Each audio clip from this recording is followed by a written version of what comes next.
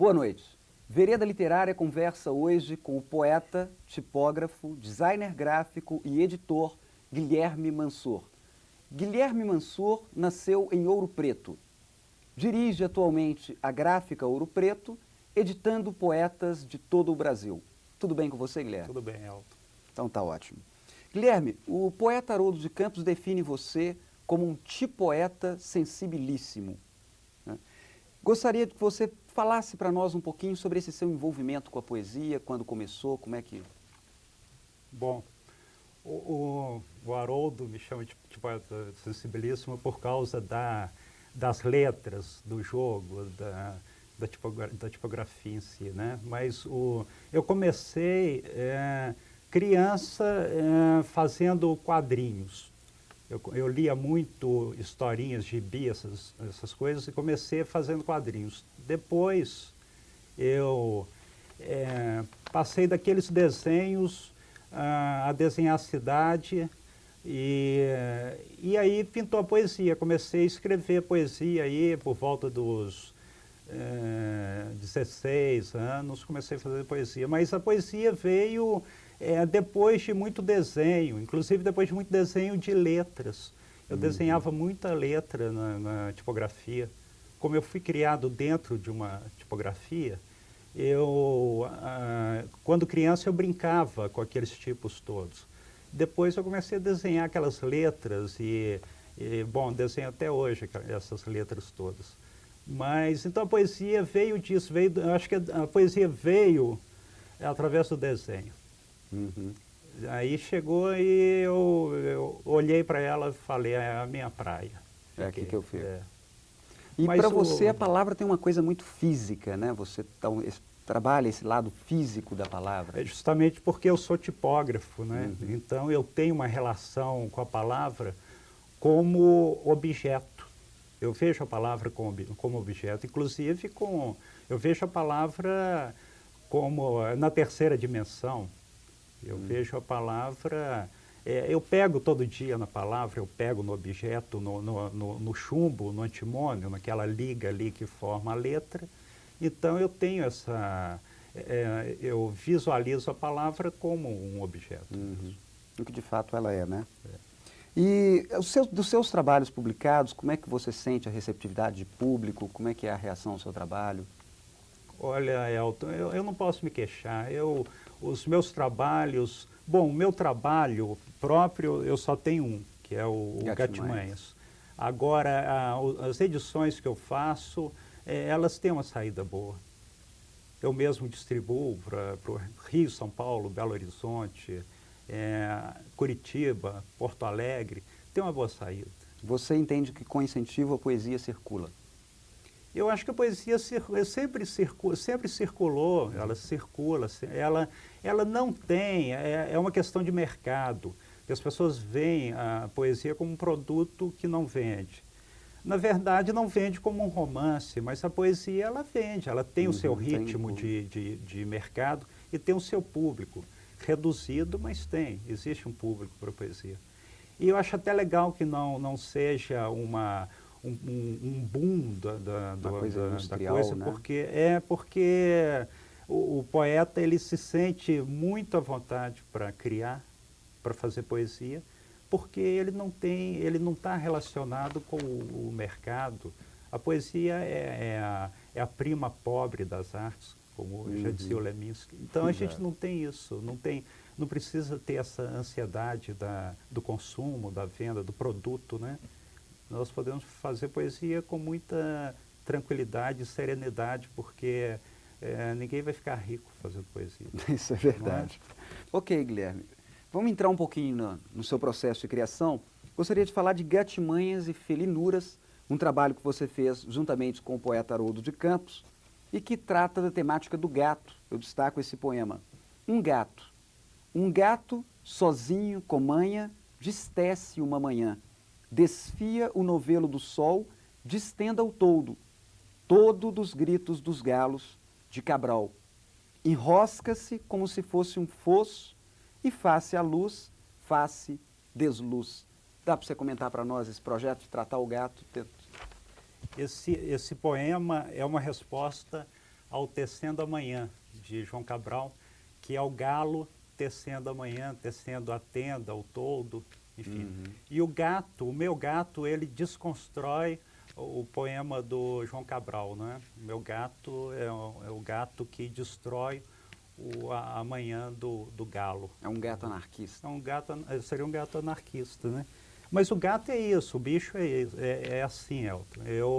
Essa manhã eu acordando para vir para cá, eu abri a cortina, entrou a claridade, a gata chumbi-chumbi que estava dormindo comigo, se enroscou toda ali, ela estava mais ou menos se enroscou porque sentiu a claridade e aí eles se enroscam, né? Porque é a história do poema, se enrosca como se fosse um fosso, né? Para se proteger da luz. Então, o bicho é isso, é preguiçoso. E o projeto do livro, como é que aconteceu, como é que começou? Isso foi uma ideia do Haroldo. Eu tinha feito o meu primeiro livrinho, que se chama... são 7 poemas de gato, se chama Os 7 Fôlegos. E o Haroldo tem uns poemas para gato também, porque ele gosta desses bichos, ele convive com gatos lá em São Paulo. Então ele resolveu, me ligou, disse: Guilherme, vamos juntar isso aí, fazer um livro da gente sobre gatos. E aí eu peguei e editei o livro. Ele me mandou os poemas dele, e eu editei esse livro num papel artesanal, feito pela Nícia Mafra. Na época, a gente, na gráfica, ainda não fazia papel artesanal. Hoje a gente já trabalha com papel artesanal também. Eu pedi a Nícia para colocar fibras coloridas no papel, para a gente fazer uma brincadeira com as vibriças, que são os bigodes dos gatos. E a Nícia fez e eu imprimi. E tem uma coisa curiosa, uma história curiosa, porque eu imprimi esse livro e deixei... A gente ia lançar em Curitiba, durante o Perrecles, e eu deixei esse pacote na sala da minha casa, no chão, para viajar na manhã seguinte para Curitiba. E o meu gato Pepo foi lá, e o gato marca território, né? Quando ele vê alguma coisa estranha, alheio... E o jeito dele marcar território é fazendo um xixizinho ali. E ele fez um xixi no pacote. Então isso aqui viajou para Curitiba, ali debaixo do avião, todo abafado. Quando chegou em Curitiba, que eu abri, estava um cheiro incrível de xixi de gato. E aí nós fizemos o lançamento, houve um debate lá com o Haroldo e comigo, e um cara me perguntou um cara lá da plateia me perguntou, e o auditório cheio, perguntou qual que era a diferença de uma edição da Companhia das Letras para uma edição minha, artesanal. Aí eu disse que a minha, ela tinha cheiro. E aí tinha várias pessoas que já tinham comprado o livro e cheiraram, né, o livro. E aí, de fato, estava com cheiro de xixi de gato. Quer dizer, dá para aproveitar essas duas histórias. A gata praticou uma gatimanha enroscando a luz do sol. E o gato praticou uma felinura fazendo xixi em cima do pacote. É isso mesmo.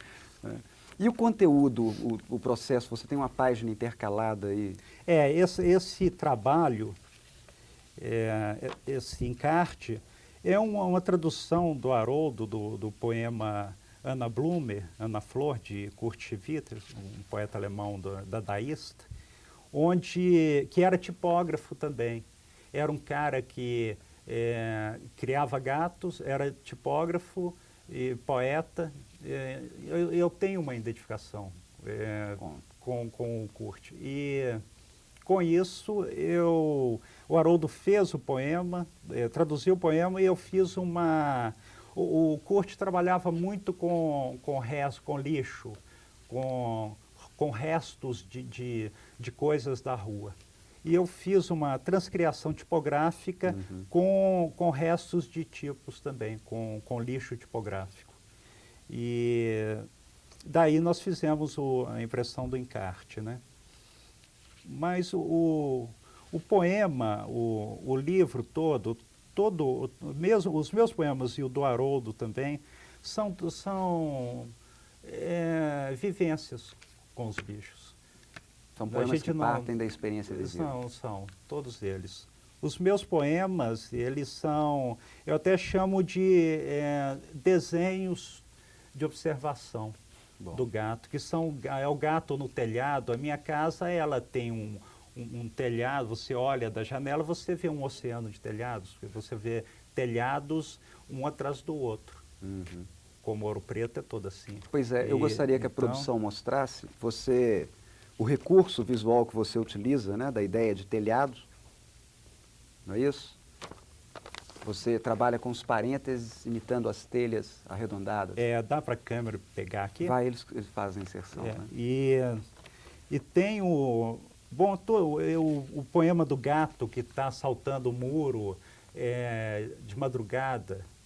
Eu estava de madrugada na janela da cozinha vendo que tinha um bicho saltando o muro, mas o gato era preto, eu só via os olhos, né?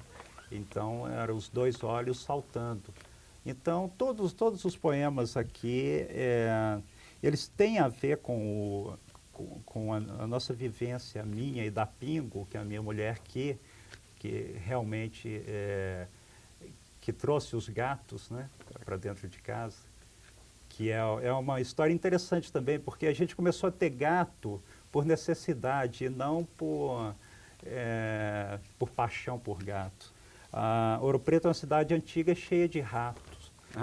Quando a gente se mudou para nossa casa, que é antiga, começou a aparecer uns camundongos, a Pingo falou, não fico aqui se não tiver gato. E aí ela ganhou um gato, pediu ganhou a gata, a Chumbi-Chumbi. Nós depois ganhamos um outro gato, o Xane, depois o Pepo. O Xane foi embora, porque gato também para sair embora não custa. Ele abandona a casa. A fêmea não, a fêmea fica, mas o macho vai embora. Mas então a poesia, só para concluir, eu acho que a minha poesia, não só essa de gato, mas toda a minha poesia, ela parte de uma experiência. E quando eu pintou, eu acho a poesia muito sensual. Uhum. O bicho, o gato é sensual. Então eu acho que tem muita ligação entre a poesia e o bicho, o jeito do bicho andar, de correr. E eu, quando pintou a distrofia muscular em mim, que eu comecei a perder os movimentos do corpo e comecei aí eu entrei em pânico, porque a poesia está muito ligada ao corpo também, para mim. Eu acho que tudo está muito ligado. Aí foi quando eu entrei eu virei mergulhador, que debaixo do mar não tem pressão, a força da gravidade ela é nula. Então eu fiz o curso, e aí a poesia também, eu acho que foi um alívio. Então eu acho que a poesia está muito ligada no jeito de corpo. E de viver, né? E de viver. Legal.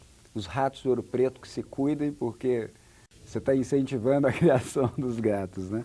Bom, eu gostaria também de comentar, que você comentasse para nós esse processo artesanal. Você falou da coisa do papel industrial e tal. Esse trabalho, A Guerra, de Carlos Sclia, né? Um trabalho primoroso, de edição primorosa, com ilustrações do pintor e tudo, páginas duplas. Como é que foi esse projeto? Esse projeto foi uma iniciativa do escritor Valêncio Xavier, de Curitiba. Ele fez essa entrevista com Sclia junto com o jornalista José Carlos Fernandes e editaram isso no jornal de Curitiba, na Gazeta do Povo.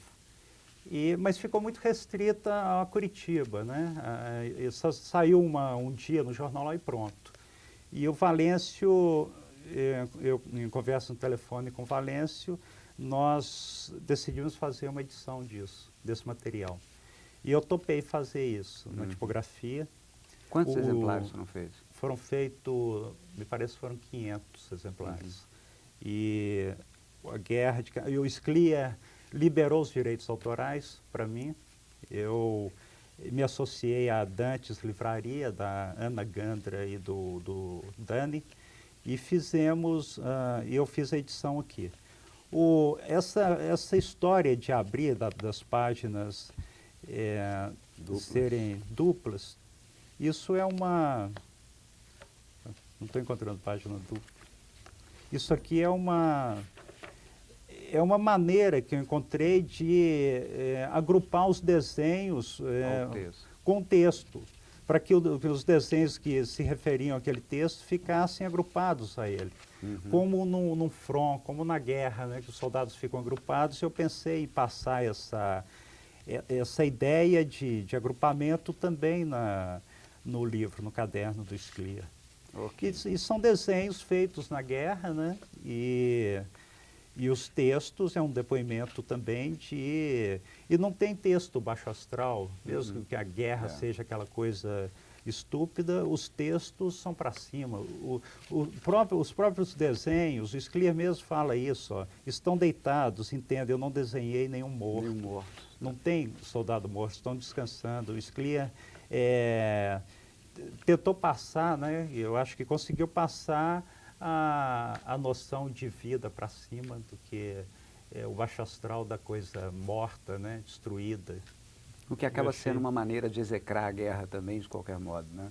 É verdade. Acaba sendo uma arma contra a guerra. Inclusive, é uma autodefesa dele. No final desse caderno, ele diz que muitos amigos dele, colegas, soldados, enlouqueceram depois da guerra. Ele acha que o fato dele ficar desenhando a guerra inteira, ele tem em torno de 800 desenhos de guerra. Isso foi uma autodefesa. E ele aliviava a cabeça dele desenhando. Com a poesia e a pintura. Com a ilustração, com o desenho, que é um grande barato, né? Você desenhar para ficar bem. Ok, Guilherme. Para o espectador que está ligando à televisão agora, a Vereda Literária conversa hoje com o poeta, tipógrafo, designer gráfico e editor Guilherme Mansour. Guilherme, antes de passar ao seu trabalho do Poesia Volátil Volante, eu vou passar a palavra à escritora Guiomar de Gramont, sua conterrânea, né, para falar um pouquinho sobre a sua obra. Vamos ver? Vamos ver. A poesia é uma construção em que os tijolos são palavras, portanto, são sons. Então, o poeta é um construtor e, ao mesmo tempo, um músico. E eu acho que é isso que o Guilherme consegue realizar com maestria, essa síntese entre música e visualidade plástica nos poemas dele. Ao mesmo tempo, o Guilherme ele consegue ser uma pessoa singular e universal, que consegue traduzir o trabalho dele de uma forma universal. E não apenas o trabalho dele, mas ele divulga o trabalho de poetas, tanto locais quanto poetas nacionais e internacionais, através desse projeto, sobretudo, chamado Poesia Volátil e Volante, que é muito interessante. Eu acho que esse projeto é uma metáfora de tudo que o Guilherme fez até hoje. O trabalho com poesia livre, em que ele publicava pessoas que provavelmente nunca teriam oportunidade de divulgar seus trabalhos, né? E o Poesia Volátil e Volante é um projeto em que ele espalha poemas coloridos, né, pela cidade, em datas comemorativas, em determinadas ocasiões de festas. Então, esse projeto, eu acho que é uma metáfora de tudo que ele desenvolveu até hoje. Ao mesmo tempo, ele é alguém que pesquisa a forma através da qual o poema se realiza, que são os tipos, né? Então, ele torna a poesia um encontro entre forma e conteúdo, em que a forma se sobrepõe a esse conteúdo muitas vezes. É isso. E aí, Guilherme? Eu queria agradecer a Guiomar por essas palavras de carinho, que é uma querida amiga, conterrânea e contemporânea minha, uma escritora. E uma escritora brilhante também. Brilhante escritora ouro-pretana. Né? Guilherme, ela fala ali na chuva de poesia, no projeto da Poesia Volátil Volante, e essas imagens da chuva, para que o espectador possa entender do que é a chuva de poesia, nós pegamos umas imagens de um evento recente em Ouro Preto e vamos chamar eles agora. Vamos ver? Essa chuva de poesia é uma ideia minha que o prefeito, o escritor Ângelo Osvaldo, adotou para atender as pessoas de Ouro Preto com poesia. Então, o pessoal que gosta de poesia tem poesia de graça. E veja bem, são autores da procedência mais diversa possível, do século XVIII, XIX, cinema... Tem desde os poetas árcades, os inconfidentes, até os poetas contemporâneos. Ok, Guilherme. Eu queria te perguntar também sobre o projeto que é seu, né, do novo suplemento literário do Minas Gerais. Como é que aconteceu isso e por que essa proposta? Esse jornal, o Novo Suplemento, ele foi... ele está sendo editado pelo poeta Carlos Ávila. Uhum. O Carlos Ávila me convidou para fazer a reforma gráfica do jornal. Me parece que a partir do 3º número até agora, nós estamos fazendo, parece que começou em julho. Nós começamos a trabalhar nele em junho, julho. E agora, quanto à minha reforma gráfica, é o seguinte, eu coloquei no papel tudo que eu aprendi com o Amílcar de Castro, que é o escultor e artista gráfico. E poeta também. E poeta também, justamente. E que é a limpeza da página, que é edição de imagens ampliadas. Aqui nós temos em ideograma do viajante, os guerreiros. Uhum. Aqui, essa página é uma página sem linha, sem fio, né? Que é aquela linha preta, para deixar a página cada vez mais limpa. Mais fluente a leitura. Mais fluente a leitura, com mais conforto para o leitor. Uhum. E também com tipos maiores, né? Tentar ver se a coisa é editada com mais. Outra coisa é dar a página para o poema. Um poema em cada página, um desenho em cada página, para não... Fica um destaque especial. Para deixar a página mais... o poema ganha com isso. Uhum. A página fica... Aqui nós temos 2 páginas com um conto. Então, valorizar mais o texto e dar mais conforto para o leitor. Isso é a minha ideia com o suplemento. Bom, muito bom. A leitura torna-se muito mais agradável, sem dúvida. Tá? Guilherme, nossa vereda literária está chegando ao fim e nós convidamos a escritora Guiomar de Gramont para fazer a última pergunta para você. Vamos ouvir? Vamos ouvir. Guia, a pergunta que eu queria te fazer é a seguinte: qual o sentido de se fazer poesia num país como o Brasil e numa cidade como Ouro Preto? Guiomar, fazer poesia no Brasil é muito confortante, porque você não tem ansiedade do mercado, da venda. O que pintar é lucro. Então, eu acho muito gostoso você fazer poesia sem pensar em nada, sem pensar, fazer poesia por fazer poesia. Depois, a questão da venda, a questão de se você vai ter muito ou pouco leitor, isso aí vem depois, isso não importa. O que importa é a poesia de si. Agora, Ouro Preto, fazer poesia em Ouro Preto, eu acho Ouro Preto como uma cidade que provoca a inspiração. Ela, provoca você a ter algum tipo de inspiração.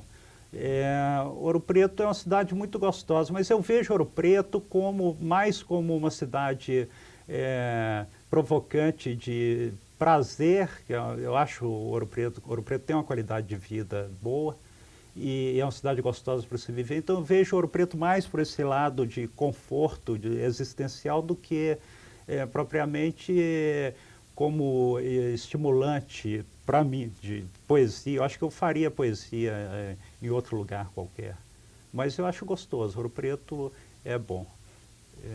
Eu mando um beijo para você, obrigado. Ok, Guilherme, Vereda Literária agradece a sua entrevista, deseja-lhe mais sucesso, mais publicações, inclusive de outros poetas, e mais poesia volátil. Muito obrigado. Obrigado, Elton. Okay. Onde a poesia for, é saudável que a gente vá junto. Muito obrigado e até a próxima semana, com certeza.